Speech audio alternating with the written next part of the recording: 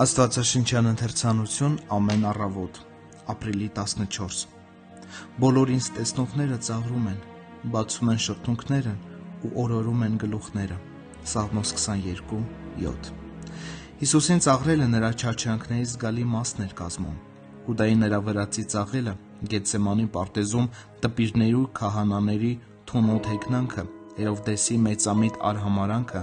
ծառաների և հռոմեական զինվորների խայթող ու կոպիտ վիրավորանքները, Պիղատոսի և հսկիչների ծաղրանքը նրա թագավորական մեծության հանդեպ,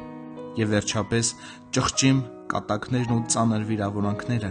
երբ նա կախված էր խաչից։ Ծաղրանքին դիմանալը միշտ էլ դժվար է,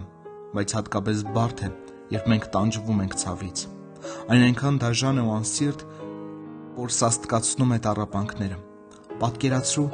աներևակայելի ցավից հալածված խաչալ փրկչին, ապա այդ բազմատար ամբոխը, որն ակնհայտ արհամարհանք է ցուցաբերում դժբախտ տառապող զոհի հանդեպ։ Անշուշտ խաչված Քրիստոսի մեջ ավելին կար, քան նրանք կարող էին տեսնել։ Հակառակ դեպքում այդքան հսկայական խայտաբղետ ամբոխը նրան այդքան միահամուռ արհամարհանքի չէր արժանացնի։ Մի՞թե Չարն իր մեծագույն ակնհայտ հաղթանակի ժամին չխոստովանեց, որ վերջին հաշվով անզոր գտնվեց անելու ավելին, քան անարգելն էր հաղթական առաքինությունը, որ փառահեղորեն հաղթանակեց խաչի վրա։ Օ Հիսուս, որ անարգվեցիր ու նվաստացար մարդկանց առաջ, ինչպե՞ս կարող էիր մեռնել նրանց համար, ովքեր այդքան դաժան վարվեցին քո հանդեպ։ Այդպես արտահայտվեց զարմանալի աստվածային ամեն մտքից ու հասկացողությունից վեր սերը։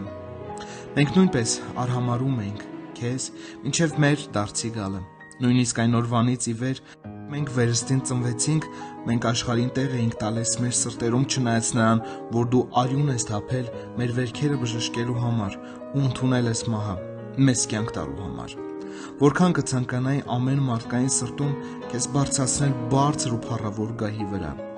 Մենք քեզ կփառաբանեինք ցամաքում ու ծովում մինչ այն պահը, երբ ողջ աշխարհը կընդուներ քեզ, ինչպես ժամանակին ողջ աշխարհը մերժեց քեզ։ Օ, ինչպես է մարմինը անարգում քեզ։ Դու ստիպված չես, ընդունված չես, իմ Տեր։ Կույրերը չտեսնելով սխրանքը քո մեծ, տարված են ունայնությամբ անպետք։